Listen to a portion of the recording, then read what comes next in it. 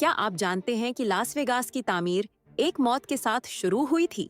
Benjamin Sehgal ने मशरकी साहिल के mafia खानदानों को अपने सहराई ख्वाब में करोड़ों डॉलर लगाने पर राजी किया था। फ्लेमेंगो कैसीनो लास वेगास को जुए का मरकज बनाने वाला था, लेकिन सीगल ने तामीराती फंड्स चोरी करना शुरू कर दिया। वो अपनी गर्ल फ्रेंड वर्जीनिया हल के साथ शाहाना जिंदगी गुजार रहा था, जबकि कर्जे बढ़ते जा रहे थे।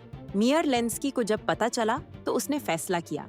1947 में सीगल अपने ब्योरली हल्स के घर में बैठा था जब एक फौजी कार्बाइन से गोलियां खिड़की से आईं। वो फौरन मर गया। सितम ज़रीफ़ी ये है कि उसकी मौत के बाद फ्लेमेंगो मुनाफा बख्श हो गया।